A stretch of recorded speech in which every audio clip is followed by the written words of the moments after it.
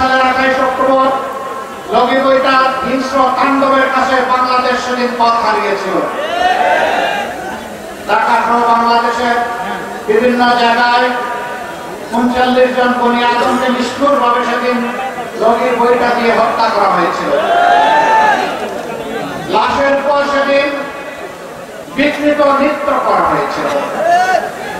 মানুষের বুকের পাঁজর ভেঙে দেওয়ার সাথে সাথে মানবতার বুক ভেঙে দেওয়া হয়েছিল।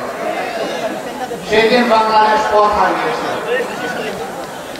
অনেক লড়াই সংগ্রামের পর 2024 সালে 5 আগস্ট আল্লাহ তাআলা আমাদের কলিজার টুকরা সন্তানদের নেতৃত্বে, বৈষম্য বিরোধী ছাত্র আন্দোলনের নেতৃবৃন্দের নেতৃত্বে এদেশের মানুষের হাতে আবার হারানো পথ তুলে দিয়েছেন। আলহামদুলিল্লাহ, আমাদের এই সন্তানদের জন্য আমরা গর্বিত। আমাদের সকল ভালোবাসা তাদের জন্য, আমাদের শ্রদ্ধা তাদের জন্য, আমাদের কৃতজ্ঞতা তাদের জন্য। আমরা তাদেরকে সেলিউট জানাই। এই জেলা আমাদের বিশাল আবেগের জেলা। এই জেলায় বাংলাদেশ জামাত ইসলামের শীর্ষস্থানীয় আমাদের মাতার তাজ 2 জন নেতা ছিলেন। তৎকালীন সেক্রেটারি জেনারেল শহীদ আলী আসগার মোহাম্মদ মুজাহিদ এবং সহকারী সেক্রেটারি জেনারেল জনাব শহীদ আব্দুল কাদের মোল্লা। তাদেরকে অত্যন্ত নিষ্ঠুরভাবে বিচারিক আদালতে খুন করা হয়েছে। আমরা এই খুনের বিচার চাই, আল্লাহ তাআলার কাছে চাই, দুনিয়ার আদালতেও চাই। আমরা দেখতে চাই তাদের উপর যে জুলুম করা হয়েছিল, আজ বাংলাদেশের মানুষ যেন চিৎকার দিয়ে বলে যে তাদেরকে হত্যা করা হয় নাই, মানবতাকে হত্যা করা হয়েছে।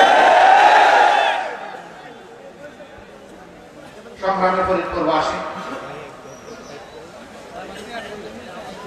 28 সালের লগিবইটার তাণ্ডবের মাধ্যমে যে খুনের রাজনীতি শুরু হয়েছিল, 9 সালে বোঝাপড়ার রাজনীতির মধ্য দিয়ে ক্ষমতায় এসে 9 সালের 10 জানুয়ারি ক্ষমতার বাকরুখ তারা হাতে তুলে নিয়েছিলেন।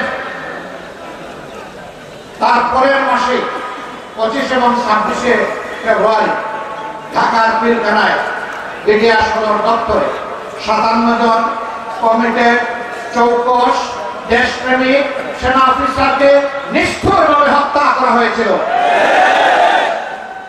তাদের পরিবারের পুরুষ এবং মহিলা সদস্যদেরকে হত্যা করা হয়েছিল। এই গর্বিত সন্তানদের লাশ হত্যার পরে ট্রেনে ভাসিয়ে দেওয়া হয়েছে। বাকি মিডিয়া কর্মীদেরকে নিরাপদ প্রস্থানের ব্যবস্থা করা দেওয়া হয়েছিল। কারা করবে? বাতির সুইচ কার হাতে ছিল? এত নিরাপত্তে 2টা দিন ধরে তারা হত্যাযজ্ঞ চালালো, কেন কোনো ব্যবস্থা নেওয়া হয়নি? ক্ষমতার সিঁড়িতে আরোহণ করার জন্য, মসনদে আরোহণ করার জন্য কার্যত সেনাবাহিনী এবং বিডিআর 2টা বাহিনীকেই ধ্বংস করে দেওয়া হবে। জাতি তার বিচার চায়। আমরা হত্যাকারী এবং হত্যার পরিকল্পনাকারীদের নাম জানতে চাই, ওদের মুখ দেখতে চাই, ওদের আমরা ফাঁসি চাই। আমরা জানি আমাদের কর্মীদের অন্তরে কষ্টের আগুন, ঘৃণার আগুন ধাও ধাও করে জ্বলছিল। যেভাবে আমাদের নেতৃবৃন্দকে নিষ্ঠুরভাবে হত্যা করা হয়েছে, এইভাবে অন্য কোন দলের শীর্ষ নেতৃবৃন্দকে হত্যা করা হয় নাই। আমাদের নিবন্ধন গায়ের জুড়ে কেড়ে নেওয়া হয়েছিল, আমাদের অফিসগুলো তালাবদ্ধ করে রাখা হয়েছিল, আমাদেরকে শেষ পর্যন্ত দিশাহারা সরকার বেদিশা হয়ে নিষিদ্ধ ঘোষণা করেছিল। এই কাজগুলো কারো ব্যাপারে করা হয় নাই। আমরা গতকাল সাতক্ষীরায় ছিলাম, একমাত্র জেলা ঝালমিটাতে গিয়ে বাংলাদেশ জামাত ইসলামের নেতৃবৃন্দের বাড়িঘর বুলডোজার দিয়ে খতম করে দেওয়া হয়েছে। এটা অন্য কোন দলের ক্ষেত্রে ঘটে না। তাহলে আমাদের কষ্টের মাত্রাটা কেমন ছিল চিন্তা করুন।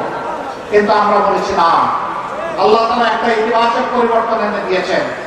হিংসার রাজনীতির বিস্তৃতি আমরা ঘটাতে চাই।